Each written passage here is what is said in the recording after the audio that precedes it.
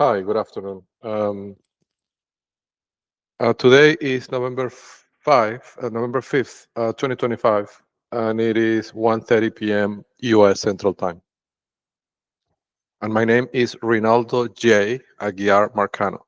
I'm recording this video from my home located at the 2302 Britton Ridge Drive, Katy, Texas 77494.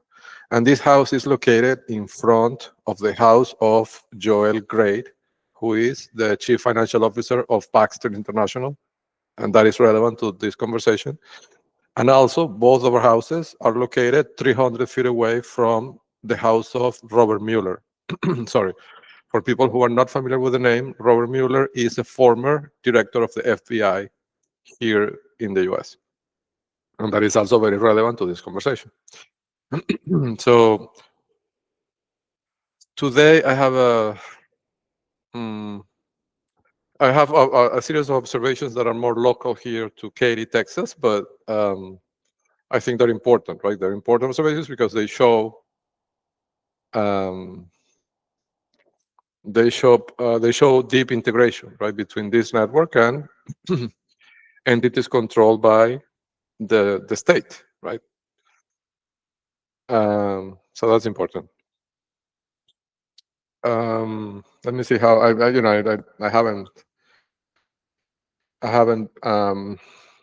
put together a list of talking points, so I'll just do it by on the fly.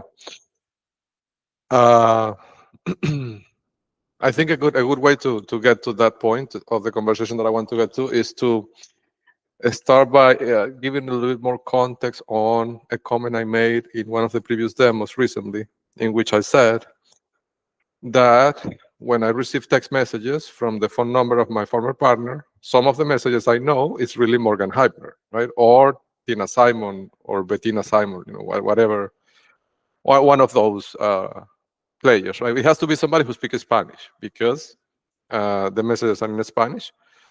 Uh, Although the statistical distribution of the words that are used in the message do not match the lexicon of my former partner, right? I already measured this.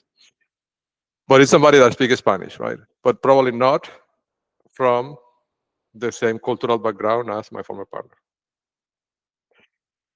Uh, so in one of those demos, I said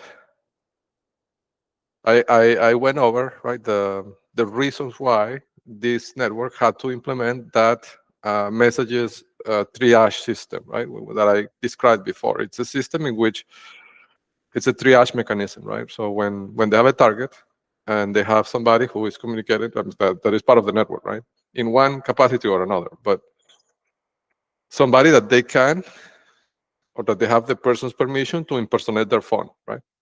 So what they do, they have this system that triages the messages. So when the person receives a message, it first goes through an automated system that kind of estimates risk, right? If the estimated risk of the message is above a certain threshold, then it gets routed to an analyst.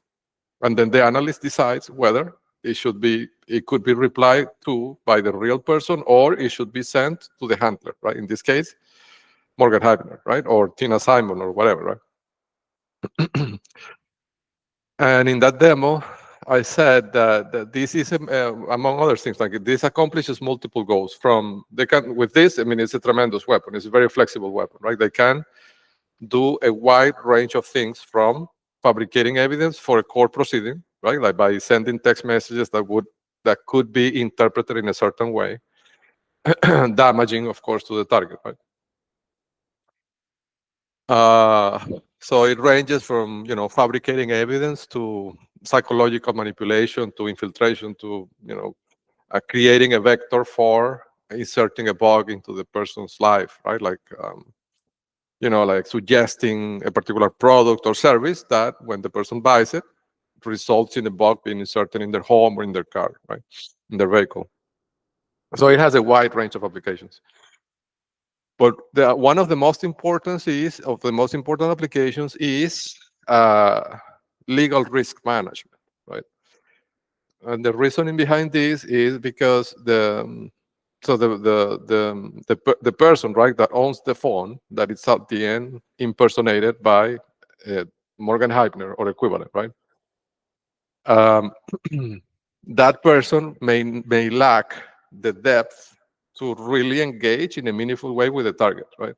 And that's, for example, for the psychological manipulation, what they do is that they have an intelligence officer like Alvin Canteromina or Francisco Castillo, that is the one that really is replying to the messages in a meaningful way to be able to extract information, right?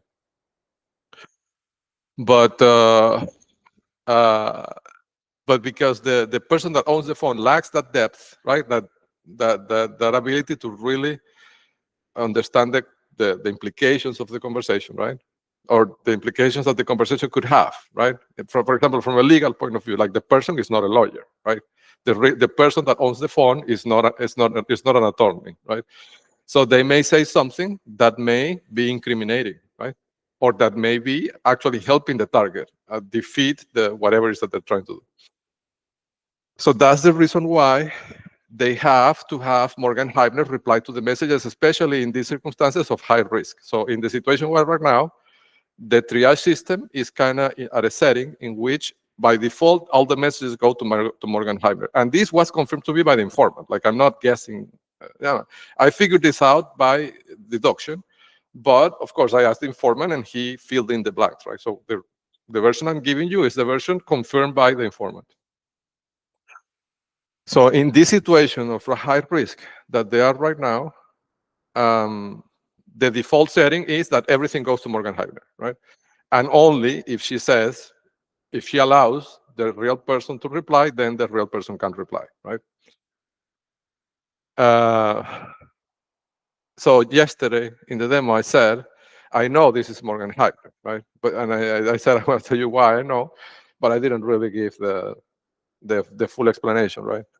The reason is because there was an incident not too long ago, right, in which the legal case was stalling, right? And that was a tactic of the network to box me in a situation in which, they would sign the orders at the last minute, right, the last day possible, so I could not appeal them, right? And then they would have a signed order unappealable that they will go and use to create a defamation lawsuit or to defend themselves in federal court. That's why the federal cases don't move forward until they figure out how to get this signed order, right?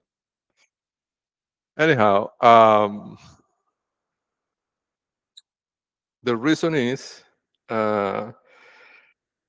right. So in that situation, right, where the case was stalling, I used the legal vaccine to figure out a way out of that trap, right? That temporal trap they had set up, which was to file for a temporary restraining order, asking the appellate court, the first appellate court, to issue a TRO to forbid my former partner from driving the Tesla vehicle. Sorry, the now infamous Tesla vehicle, the same that was transmitting infrared signals to Joel Gray's house on March 27, 2025, right? That is recorded on video and that led to the taking of my son from the home. That same vehicle, right? Because the vehicle had dangerous tires. And my former partner was spending a super high amount of money, more than $60,000, according to what Morgan Heibner said on the record. And she was spending more than $60,000 in legal fees, but she had not changed the tires. That cost only $3,000. Right? So the legal vaccine recommended filing for a TRO based on that she was making, unreasonable decisions that affected the safety of the child by prioritizing $60,000 in legal fees over the tires, right? So when that happened, right, my former partner came, picked me up to go drop off Sebas at Code Ninjas, I think it was. And in that short period of like 20 minutes, I managed to get her to a tire shop and to get an expert to give me a quote for the replacement of the tires and to say on a recorded conversation that the tires were going to blow up any minute, right? Which is exactly what I needed to file for that motion for a TRO, which then caused the appellate court to not be able to delay things anymore, and they had to issue a response, right? And then it triggered Troy Pickett to, it prompted Troy Pickett and Morgan Heimner to trigger that rules that they had prepared of tricking the appellate court into dismissing the whole appellate case, the petition for a writ of mandamus, on the basis that the judge had supposedly signed the orders on October 10th, but the judge hadn't signed the orders, really. Like, they made fraud in the, I mean, specifically Morgan Heimner and the Adams law firm. They had committed fraud on the docket, right? To be able to create a reasonable situation, in a situation in which it would be reasonable to think that the appellate court thought that way, right? That the judge had signed the order. But all that chain of events was triggered because they let me alone in the car with my former partner for 20 minutes in a period of time in which she was driving and she could not look at the phone, right? So she could not look at the instructions from Morgan Heimner, right? And in those 20 minutes, I was able to direct her to the tire shop and get all this evidence that allowed me to unblock the situation, right? So this is a good example on which, of why is that they can't let the person that owns the phone reply to the message in a situation like this, right? Why it has to be Morgan Heimner, right? Because if it is the other person is not a trained lawyer, right? And I could trick the person into giving me evidence, right? As it happened on that situation with the tires. So that's the reason why I know that when, that phone is sending me photos of children, right, that I'm unsolicited, that I'm not asking for. Like, that phone is sending me unsolicited photos of children that are not my son. I know that's Morgan Heimner trying to fabricate evidence, right? Evidence, quote unquote, that's not evidence of anything, right? She's trying to fabricate a situation in which she could justify making a claim to the police to get the equipment seized, to then get the recording that I have destroyed. Right, so it's a multiple. I don't know how many crimes there are in that attempt, right? Like fabricating evidence, filing a false police report, destroying evidence, right? If she does that, but at this point, that's why I said in the last session that she is desperate, right? Like, she's desperate, and she will do anything to not go to jail, including committing more crimes, right? As you can see. So anyhow, that was the reason why I said that that I know that in this point, right, when I receive anything from that phone, is really Morgan Heimner, right, or an associate of Morgan Heimner, right, that is really sending the messages, and I know they are ill-intentioned, right? Like, by default, I have to assume that there's an intention behind that, right, for obvious reasons. So I started with this topic because it leads me into another topic. Okay, this topic is a company called Sun. Let me look it up just to make sure that I give the right name.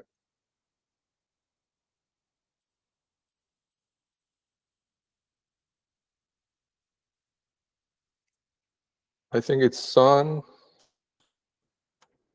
Tire and Auto. Yes. So the reason why it leads me here is because this is the tire shop where I got the estimate.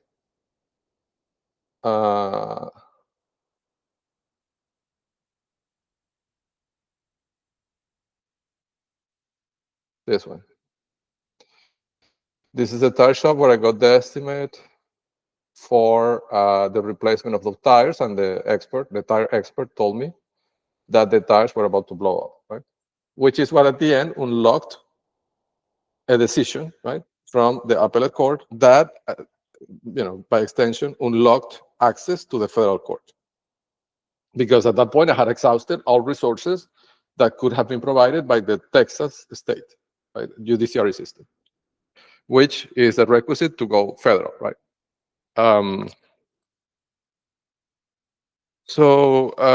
Yes, so there's a couple of interesting things about this shop, right? And this is a chain, right? But it's like I imagine, right? It's a franchise. Like they have several locations. I don't know if it's a franchise or if it's a single owner. I have no idea. But what I can tell you though, right, is that these some of these shops are important network hubs in this network, right? And you can see that here, right? Like if you look for that address, for example, on spyhealth.org, right? You will see that it has multiple clusters of points within that small area, right? And this is the lot of that shop is rather large, right? So it's you know, I think it's more than yeah, it's more than 100 feet on each side. So it has multiple, right?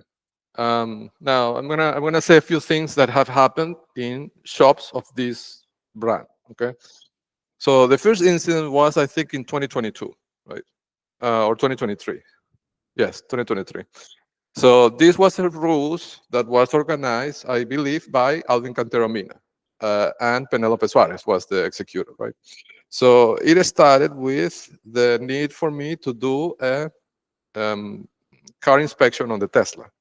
And this was a point in which I had already started developing what would be the precursor of the visual recognition systems that I use on the Spy Health pipeline. So I had already started installing spectrum analyzers in the car and pairing the collected data with GPS locations, right?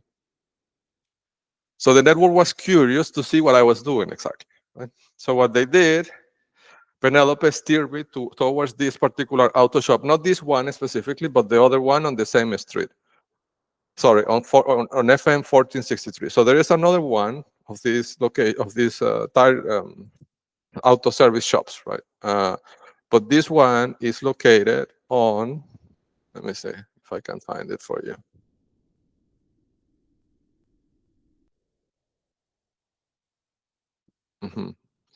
On, yeah, FM 1463, right? So if you go north, there's an intersection with a Spring Green, I think, Boulevard, which is the road that at the end goes to, no, with COVID Road. At the end, this goes to Tamarong, which is a huge hub, residential hub of this network, right? Like, anyhow, here's the other location, right? So this is where this first incident happened. So in this instance, Penelope steered me towards this location. She told me, "Oh, this is a great location to do the inspection. I did mine there, and it was only 5 minutes. The person barely looked at the car." And because I was being harassed, I was looking for a place where they would, I wouldn't have to spend there 2 hours with them, looking at the car and seeing what I had in the car. So I go to this location because she told me it would take 5 minutes, right? I go there. A man, he looked very much physically, he looked very much alike the the Kroger pharmacy man described in the books and in the website. Like the physical description, it was very similar, right? I can't tell it was the same person because I didn't have the technology back then I don't have a picture of him to begin with, right? But if I try to remember his face and his features, he looked very much like that, like the same type of man, I would say, right? The same height, same weight, same skin color, beard, same hair color. I don't know. It's just a data point, right? And then the man started doing the inspection, and he got into the car, and he literally spent more than an hour and a half inside of the car. He took the car to the back of the. So he took I was basically standing here, right, looking at what he was doing. So he got inside of the car and he started driving it back and forth. And at the end, he parked it somewhere around here where I couldn't really see what he was doing, right? And he spent there with the car more than an hour, right? He wasn't outside of the car; he was inside of the car. I don't know what he was doing, right? But putting everything in context with what I know now, I imagine he could have been installing something or doing a software update on the car or something along those lines, right? So that was the first instance. And this location, of course, if I look up the address, is also marking the index, right? Uh, so that was the first instance. Now, the second thing that I saw in these shops is it recently, after the incident with the tires and the black Tesla, I went there to replace one of the tires of my red Tesla, right? The other Tesla I have. And when I did that, I saw something that caught my eye. And I have to say, on this, I am completely ignorant. Like, I have no knowledge of how these things are set up, right? This is not an accusation. This is an observation of something that looked strange to me, and I'm going to tell you later why I think why it looked strange to me. But like, I don't know if this is normal standard practice, right, or this is an anomaly, right? I have no idea because I never worked in the public sector. I don't know how these things work, but it seemed to me like something that could be strange, right? So the observation is the following, and I took pictures of it on everything. That day that I was changing the tires of the car, well, I changed one tire, I saw this. A series of police vehicles from the police, the Fort Bend police, and Fulshire police from both were there. They were already there when I mean, nobody knew that I was going to go there to change the tire. I had the tire already in the trunk from weeks ago, so nobody saw me putting the tire on the trunk, right? So they couldn't have foreseen that I was going to go there. So I think that's what maybe caught them by surprise, right? After I arrived and all these police vehicles are there, they can't, take them out, right? They have to pretend that this is normal business. This is my hypothesis. I think this is not normal business. I'm going to tell you later why I think this way, right? But this is observation. I saw at least 5 of these police patrols being serviced at this location, which, remember, is a location that is heavily marked in the geo index that Diosdado Cabello uses to control the Venezuelan intelligence operative operating illegally in the US, right? I don't know if this is just me, right? It could be that this opinion that I have is just me because I'm being targeted by this network, right? Maybe this is unreasonable to think this way. I don't know. Like, to be honest, I don't know. But it seems to me like it's a huge security problem that Diosdado Cabello is servicing the police cars of the Fort Bend police, right? This would be the equivalent, in my view. Like, again, I don't know if this is normal business of government dependencies, right? I don't know. But if I think of this, it looks to me that this situation would be the equivalent as if the air bases in Alaska took their jets for service in Russia and China, right? It's the equivalent, right? Like the mobile vehicles, the vehicles that you're using to mobilize your forces, being serviced by an adversary, right? I mean, I can get creative of the amount of things that Diosdado Cabello can do to those patrol cars while they are in these shops, right? So I don't know. I don't know how, and this is what I'm saying, that I don't know anything about government businesses, right? Like, I don't know how a government dependency like Fort Bend County would decide who services the police vehicles, right? But and I don't know, like, to give an idea, like, looking at the level of sophistication and malice that this network has, right? If I have to take my car somewhere for service, I stand next to the car to see what they do to the car, right? Like, it's beyond my comprehension how something so sensitive as a police vehicle can be serviced in a civilian location like this, right? I think and imagine, right? This is why the military has their own facilities to service their vehicles, right, and their jets and their their equipment, right, in general, because you can't trust a civilian business that could be influenced, infiltrated. I can get creative of the amount of things that they can do with that to service something that could put the life of your personnel in danger, right? While they are performing their duty. So it seems to me like a tremendous breach, right? But again, I'm, who am I to judge, right? I don't know, right? But if I was running that, I wouldn't make that decision, right? I would service them in my own facility. Um, which brings me to another point, right?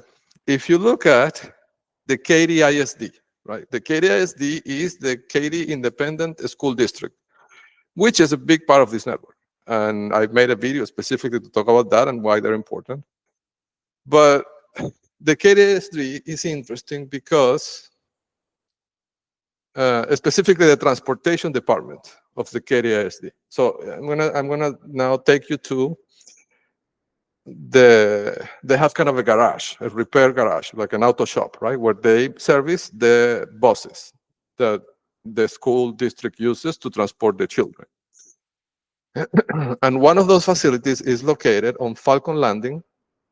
It's very close to Lake Point State, right? Lake Point State is the the main operational hub, right? Like the dispatch and control center of this network here locally in Katy. So very close to that, in Falcon Landing, they have this facility where they maintain the fleet, right? And I'm tying this together with observation from the police because in this, you can see it here, right? And I've driven there and I have footage inside of the thing. I mean, one day I was driving the Co-Mobile and I didn't know that this was a facility. I accidentally turned right and I got by mistake in that area, and I have footage of people maintaining the buses in there. So I know that this is a facility that is used to maintain the buses, right? Because I've seen that with my own eyes. So the question is, how is it? I mean, it's the same government, right? It's the Fort Bend County, right? Why is that the Fort Bend County has such different policies for maintaining the fleet of, well, this is an independent school district, right? So you can make the argument that it's not really Fort Bend County, but something that had been delegated by Fort Bend County to an external entity, right? Could be, but still, like it's an entity that is providing a public service, right? Like the buses in this case. So why is that the policy for maintaining the fleet is so different between the buses that transport children? Which, I mean, don't get me wrong, I think we need to protect children, and I think this is the right thing to do, right? Like you cannot be transporting children on buses that are maintained by a private entity without oversight, because they might prioritize, let alone the espionage angle and everything, but they could prioritize profit over safety, right? And then the children could be put in danger. But it seems like a contradictory policy, right? Compared to what I just showed you with the police, right? How are you going to take the police vehicles that are used to combat crime, supposedly, to a private auto shop controlled by Diosdado Cabello, but while the buses are maintained by a private service shop, right? Controlled by its own entity. So it seems like a contradictory policy to me, right? And I don't know the answer to this, right? Now, I have to tell you, in that other video that I invite you to watch about the school districts, I mentioned how important the KDISD is for the network, right? And the superintendent of the KDISD, I sent him the 2 books, and the superintendent of the transportation department as well, because these buses are used for espionage. It's obvious, right? And I have footage of them doing this hundreds of times in front of my home. So it's interesting. But now that we're here, let me show you this, right? The system caught that this KDISD,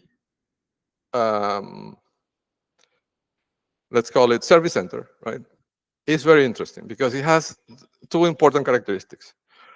One is that it has one of these huge, OPEC plus cellular antennas Although this one doesn't seem to be religious. Like, I think there is no, yes, there is no church. There is no obvious church here, right? Yeah, there's no church. So this one is not religious, but it's a huge cellular communication tower, right? And it's here. But it's also important because this one, in this same building, there is also a police um, department. But it's not a real, it's not a police department in the, I think it's a school police, like a subdivision of the police dedicated to providing security to the KDSD, right? But it's interesting because it's a point where there is a confluence of two important network hubs, right? The police and the school districts together in a single point with this huge communication antenna. So obviously, the people that live behind that are, you know, these are the people that are benefit from that link, right? I mean, probably the link is used also for official business, right? But um, you know, having understood what they're doing on the communication on the telecom area with, you know, the hardwire communication and everything. Oh, and by the way, and this facility also has the high tension aerial utility posts that are not common in Katy. Only important points where a modem would be have these lines, right? So this also has that line. You can see the electricity post coming over here, right? So it's like this hub has everything, right? It has the full package, basically. So of course, the people that would immediately benefit from this, that got busted by the scores. I mean, got boosted by the re-ranking signal that I created based on the proximity to the communication towers, right? Are these houses over here, right? And of these, the 25202 is the prime candidate because it ends in 02, which is a prominence marker, right?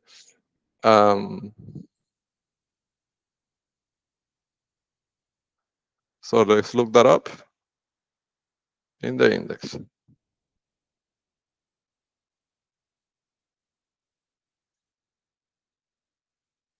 Yes.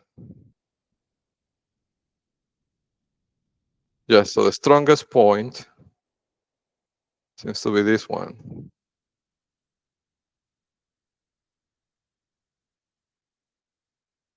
Yes.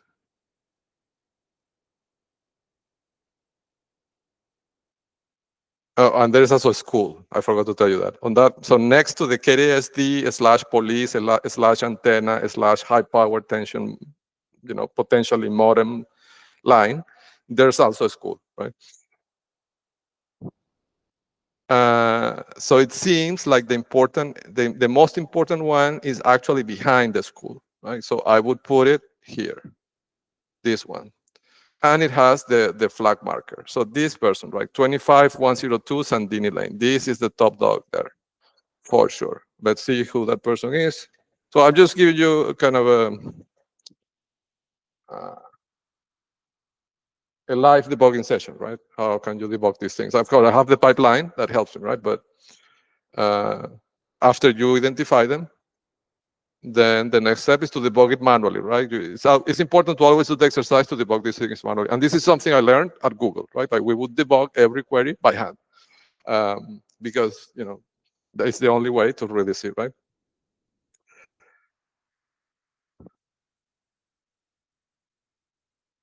Okay, so Franklin Gonzalez, right? Sounds Hispanic.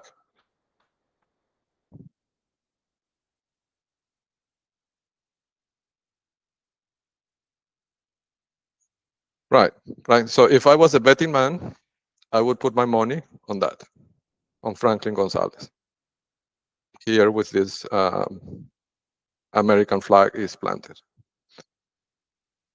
because he has the highest score in that street, and he would be directly benefiting from that communication link, that huge communication link that it's on the back of his house.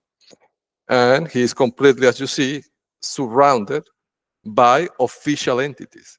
There's also a fire house, like a fire station next to him, right? So let me show you.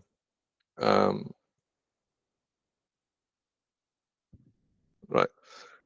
So this is Franklin Gonzalez, right? Franklin Gonzalez. Franklin Gonzalez, right? Yes. So see, he has the school, right? The police, the KDISD, an empty lot that is at least 1 acre next to him, right? So there's nobody next to him. And on this side, he has the Willow Fire Department, right? So you see, it's impossible to get next to this guy, right? And of course, for obvious reasons, all these houses in this street have to be controlled, right? Like they're not as prominent as him, but they're there to protect him. Right? That's the reason why they're there. So you know, it's. But going back to the conversation about why, I guess the question is at a higher level is why is it that the police feel comfortable by sending their patrols to be serviced as at an auto shop that is privately held, but the KDSD doesn't feel comfortable with that. Like, why is that such a difference in policy, right? Regarding who services the vehicle. I think, I mean, and to finish that thought that I was giving you is that, I mean, the lives of the children, of course, are important, very important, right? And I think that explains why they have to service the bus themselves. But the patrol cars, I don't want to say that are more important, but they could affect more people, right? Because these police officers are supposedly fighting crime, right? And protecting citizens, right? And if Diosdado Cabello can see, for example, where these patrol cars are at every time by installing GPS locators on them, for example, at the shop, then the safety of everybody is in jeopardy, right? Diosdado Cabello could get there before the police does. Right?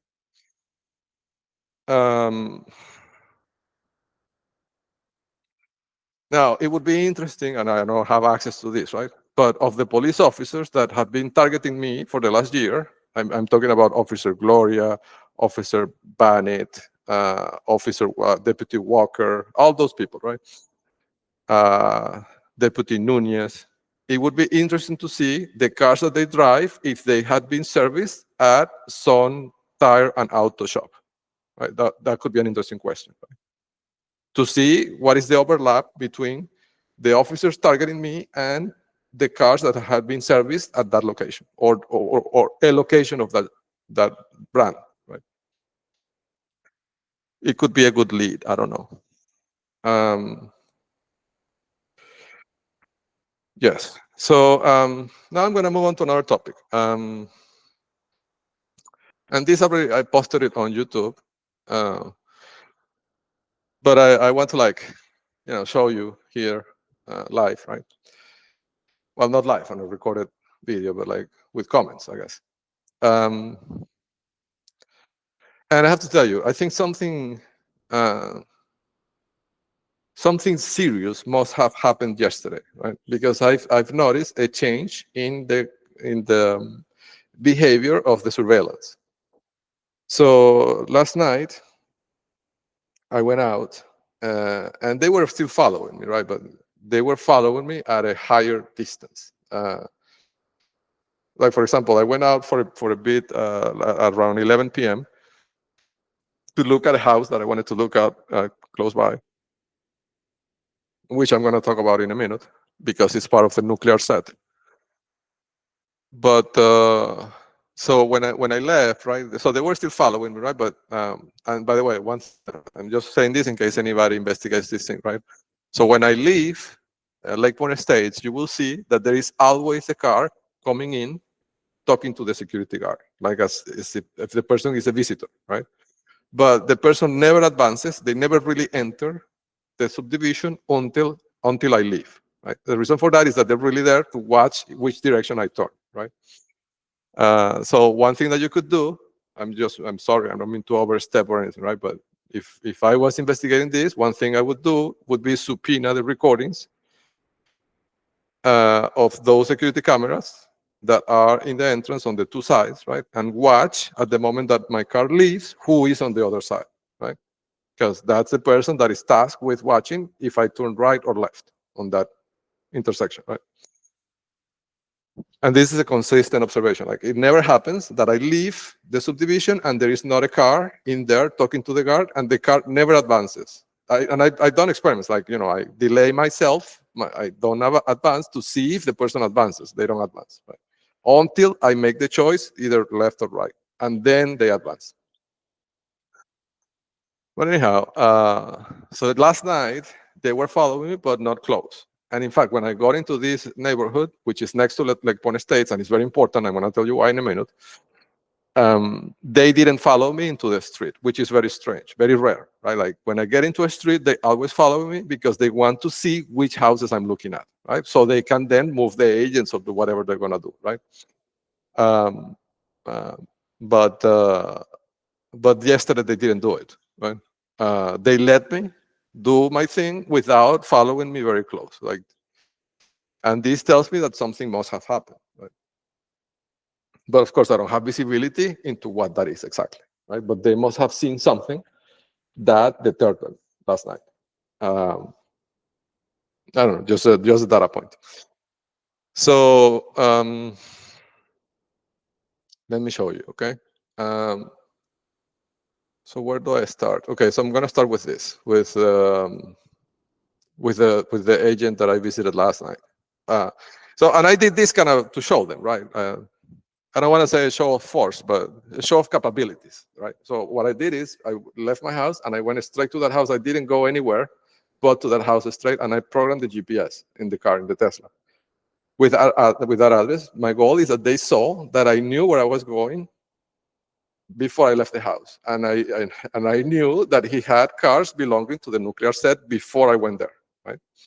So they have to ask themselves now, how did I know all this before leaving my house, right? Because I didn't go anywhere. I went there specifically, right, with purpose, and I found the cars, right? So this is a house that I visited yesterday, right? It's 2014 blue. 2014, I think is this one.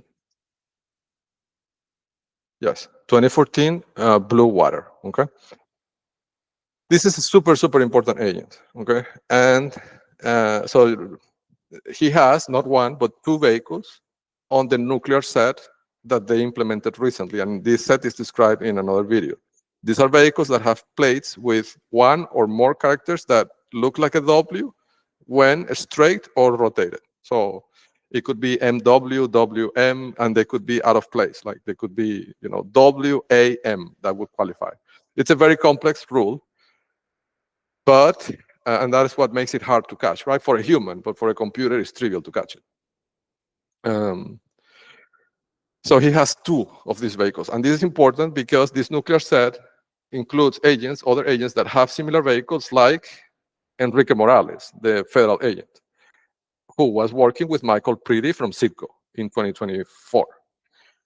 And it also includes Atreyu, who is an employee of a home building company from California, with the pipeline thing has ties to the PayPal mafia. So it's a nuclear set. And there was a car also at Lake Point Estates with a plate belonging to that set that was parked on this house on 24A14 Laguna Edge Drive. Right? And to make the exercise complete, let's do the debugging session again, right? Let's look at who that is, right? So in this post, you will see the link to the booklet that Phil Denning gave me, right? So what you can do to do this quickly, you can take the address, right? and you can ask here in Google Drive. This is public, right? If you click on the link, you will see it, and you can ask Gemini who lives at. Okay, so it's Daniel Reyes with A, R-A, and Nancy Ocas, right? That's the name.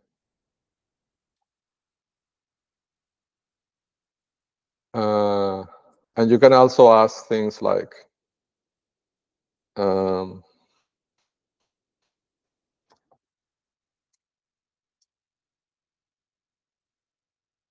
what page is that house, right? So you can see the details quickly. It's on page 13, right? So we can go to page 13.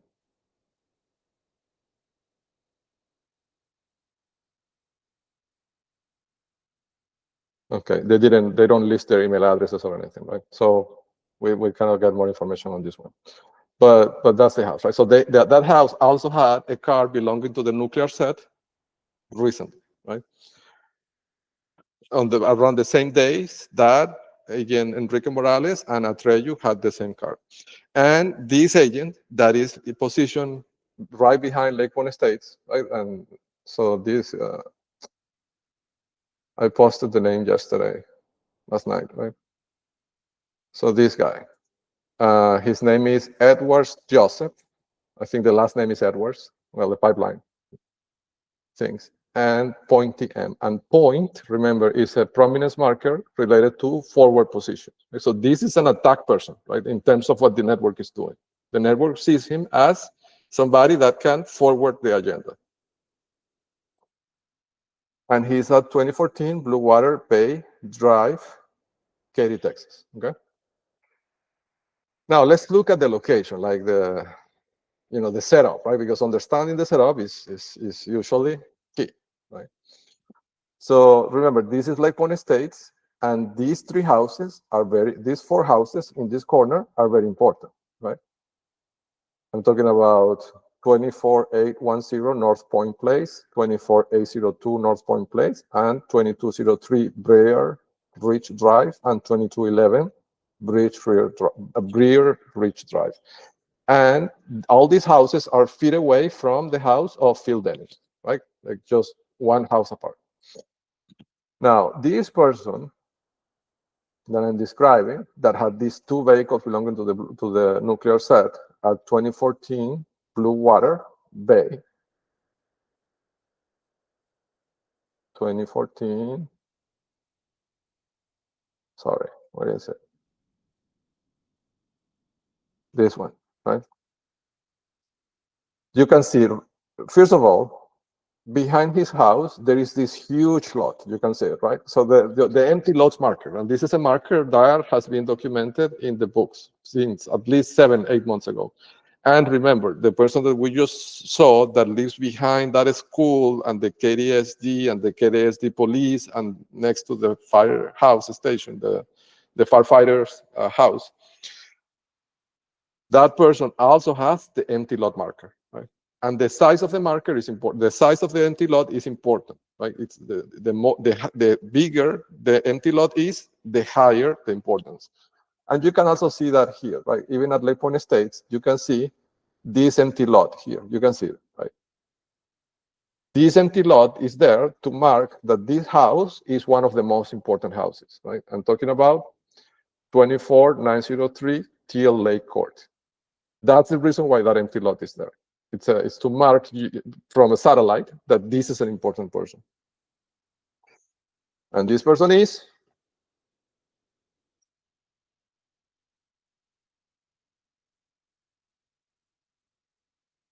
Larry and Jenny Ryan, right?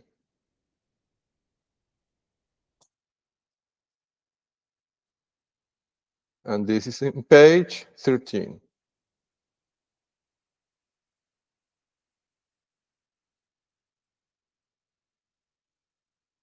Oh, this is interesting.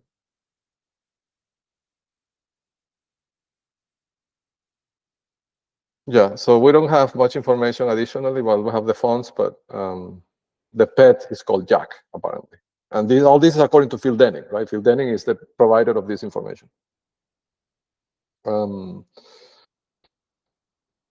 Anyhow, but back to that house that we were looking at, right? The 2014. So it has the empty lot marker, but importantly, that house is located. If you look at the side of the empty lot, that house is located in the middle, right? So in terms of buffer protection that empty lot provides, the most benefited person or house is that one, the 2014, more than the other one, the other 4 houses that also fall into the empty lot. So the geometry, what I'm saying, the geometry of the location related to the empty lot is important if there's multiple candidates, right? And all these are GIS signals that the pipeline uses, right? But more importantly than all that is that if you go across that empty lot, you will get to that special corner at Lake Point Estates, right? So this house aligns with that special corner, right? And the accountant, well, the tax lawyer, right, is right here, just feet away. Right? I'm talking about the law office of C. San Pichard. Now, interestingly, C. San Pichard also has an empty lot on the backyard, and you can see that here, right? But this empty lot is even special. It's more special because it's populated with the high density trees that are usually used to protect the downlink. Right? I don't know if you can see that. I mentioned in one of the videos before that at least in this area, most of the antennas seem to be pointing towards the south. Right? So when you see an important house and on the south side, you see trees of heavy density, it's possible if you can see that there's design behind the placement of those trees, and you can see that here because nowhere else there are heavy trees like this, only in that empty lot. Like if you look to the north, right, there's no that type of vegetation with that density, right? Only, and this is a statistical anomaly on itself, right? So obviously, or possibly, that empty lot with that heavy populated vegetation was put there to protect the downlink of these 2 houses. That house and the house that they have next door, which is the 2010 Saddlehorn Trail, if I recall correctly, is the one next door, which is also important, right? But anyhow, this guy at 2014 is very, very important, right? And he has 2 vehicles of the nuclear set assigned to him. One is a Honda SUV, and the details of the vehicles are here. I posted them yesterday, right? So you can see the nuclear set in action here, right? So the WFM, so if you turn around the M, it turns into a W. So this guy has 2 Ws, and it has the double bigram 96, right? 96, 96, right? This is the car that is parked on his driveway. And outside, as a relay point, he has WW. So he also has the 2 Ws, right? And this is a Lexus Type F metallic red. And there is even a video that I posted that you can see when I went to the house. I think that video would be, I don't know if it would be here or in the other channel. Yeah, it's on the other channel. So, right. So there's 2 channels basically, right? So there's Rapid Fire Tips, which has kind of, curated content. And I have this other channel, which is called Mobile, which has raw footage and observations and things like that. Right? And if you go to Shorts, this one that I posted on, it was this morning.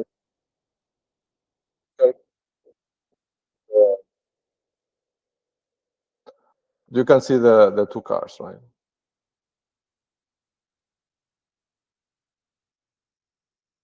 Sorry. No, because it's a short, I don't have a way to move forward fast. So I'll just leave it running. And when I see the car, I'll tell you. Yeah, so this is the one that I went last night, like 11:30. And I went there purpose. Like I didn't go anywhere else. I went from my home and it's like a mile away, right? As you can see, because I'm at Lake Point State.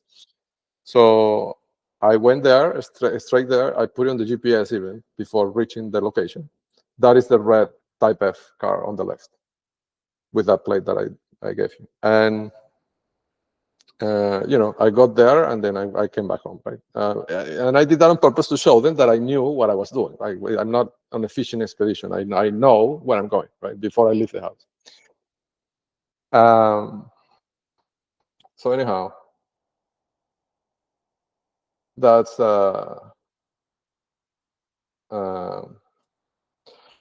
important. So yeah, so the back lot of St. Pichard with the heavy vegetation, I think it's a dual purpose, right? It's a marker, but it's also a protection for the downlink of the set of antennas that they have in these three houses. The one next to him and the one in front has an antenna as well. And I saw that as well. There's another house here that has heavy vegetation like that, right? That is out of place. All this got triggered, flagged by the pipeline, right? By programmatic means. So the pipeline flagged that this house has an unusually heavy vegetation compared to all the other houses at Lake Point Estates. Right? This one, I'm talking about this house, the 24835. Now, that doesn't mean that that's the house, right? That means that vegetation is protecting something that is to the north of the vegetation, right? So probably is protecting the downlink from either of these two houses, right? One of the two, right? Now, this is an interesting question. If I was to guess, I would guess the downlink, the antenna, right? And this, I have to debug this manually to really understand it, right? But based on experience that I've developed so far, my guess of the setup would be that the antenna, the communication link, is on 24830, which is a financial channel, right? Because it ends in 0, and we saw that before multiple times. But the real agent is on this house, on 24822 Laguna Edge Drive. Why? Because it ends in 22. Right? That's where the actual person lives. I would think, right? And we can come here to the booklet provided by Phil Denning and ask who lives there and in what page is the house. So this would be Terry and Rhonda O'Connor. O'Connor. This could be, I don't know, right? I don't know if this could be, but there is an O'Connor that is very important. That is the one that runs the O'Connor property tax firm, right? I don't know if they would be related. If they are, this would be like a lottery, right? O'Connor property tax, this one. Because this is the company that manages the quote-unquote appeals of the property tax rebates or adjustments for all the agents in the network, right? And there is a scheme that they do with this thing, and describe this in the book. So I don't know, right? I don't know if they're related, but, this person.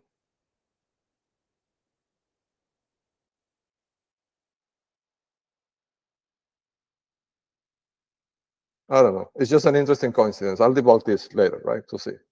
But anyhow, in that house that I'm saying that probably, right, is 24822 Laguna Edge Drive. And according to the booklet that Phil Denning provided me with, this is Terry and Rhonda O'Connor. And this is on page 12.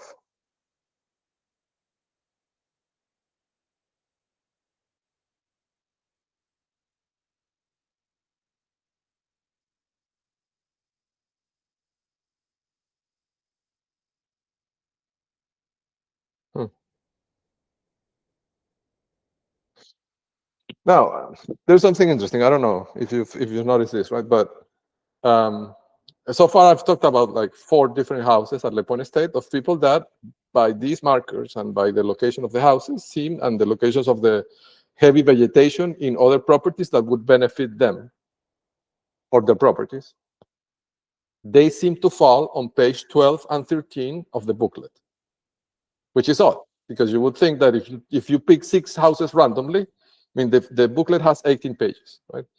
You would think, and there's only 90 houses, right? So in this conversation, I've talked about, I think, 6 houses. And the 6 houses represent more or less a 6 or 7% of the entire population, right? I mean, it's not a small sample. Yet, all of them fall in page 12 and 13. Now, the booklet seems to be sorted alphabetically. Right?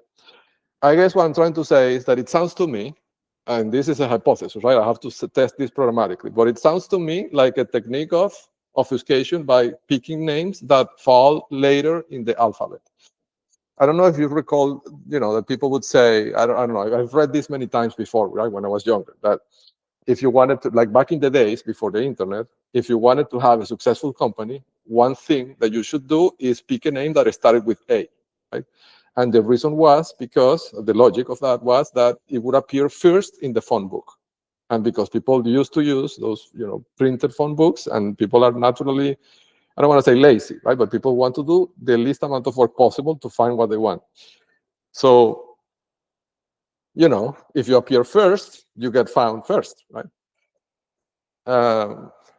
But yet, all these 6 houses that I've talked about in this short demo, all of them fall on page 12 or 13, right? Not at the beginning, not at the end, but around the 75th percentile of the distribution of pages. I mean, the data points I have in this demo are small, but it seems like there could be design behind the picking of the last names, right? So that could be an interesting signal for re-ranking, right? A re-ranking signal. Okay, so let's keep going. So yeah, so this house is the house with the heaviest vegetation in Lake Pond Estates. And you can measure this programmatically, or you can see it in the map, right? There's no other house with such an extreme vegetation, except this area, but this is outside of Lake Pond Estates, and we talked about this in the previous demo. This is really there to protect the downlink of Robert Mueller, right? That's why. But because he's in the corner, this had to be positioned in the outside of the subdivision, right? To protect Westheimer, I mean, to protect the downlink on this area of that where it would be weak of Westheimer, Parkway, right? Now, and this is another thing I thought about by looking at my own house, but it's hard to. I mean, because I don't have the knowledge, right? These are the things that it would be useful for me to be able to consult with people. But in this situation that I am, I can't, right? So the type of trees is important. Like I've noticed that at least in Lake Pond Estates, in the houses on the south side of Britton Ridge Drive, which, as I said before, that vegetation is there to protect the downlink of the agents on the other side of the street. Right? But all these houses, I'm talking about houses like mine, right? Like, for example, this is my house, right? And all the houses in this side of the street that have, all of them have the same type of trees. And, because you could think, well, they could have planted anything in there, right? But these trees seem to have a specific characteristic. And it is that the base of the tree is not that big. It's not super narrow, but it's not, it's not a red oak, right? It's a general size for the size of the tree, but it's not super big, right? But the interesting characteristic is that the top of the tree is very densely populated and it covers a huge area. So if I had to describe the tree, it looks like an ice cream cone, something like that, right? It's narrow at the base, but then it's huge as it extends upwards, right? I'm talking about the surface that it covers. And of course, these type of trees, because they could have planted their pine trees, right? I don't know what they call them in English, but in Spanish we call them coniferas, right? So because they have like the shape is like a cone, right? But that wouldn't protect the downlink, right? Because they would be big at the base, but narrow at the top, so that defeats the purpose. So what they want is an inverted cone shape on the trees, right? That protects the space, but doesn't occupy much surface on the ground, so they can still survive. Right? But anyhow, if I had more knowledge about this, I would try to build models that could detect the type of trees, right? Because that could be an obvious signal for detection. Like if you look at the lot that is protecting the 2014 Blue Water home, right? Blue Water Bay, right? On the side, right? These are the kind of trees that I'm talking about, right? Like you can see that they are very dense at the top. I haven't looked at the base of the trees, but I imagine it's probably the same type of trees that they planted on Britton Ridge Drive.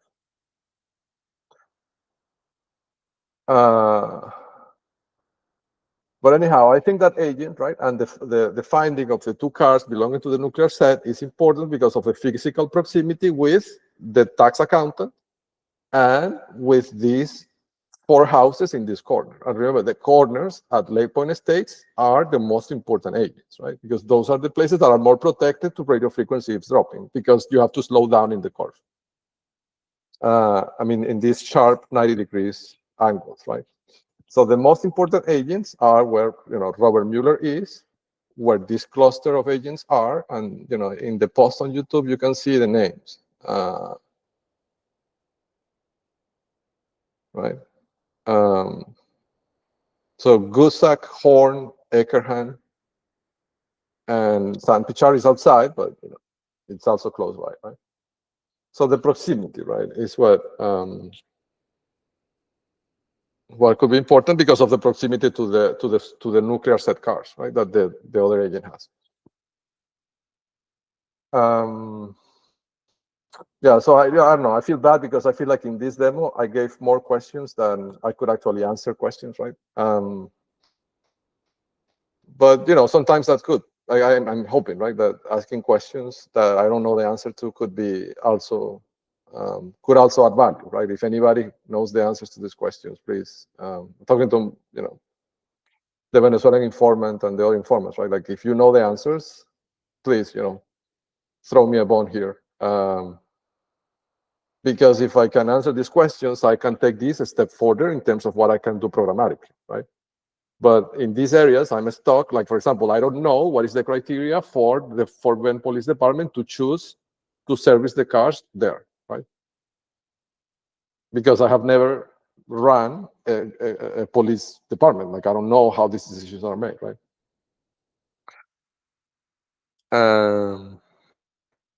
But if I could understand that, right, maybe I can do something programmatically to turn this into a signal for detection. Anyhow, so I'm sorry for leaving you with more questions than answers in this one. But I'll keep thinking about these things and see if something occurs to me. Well, I thank you so much for your time, and I'll see you on the next one.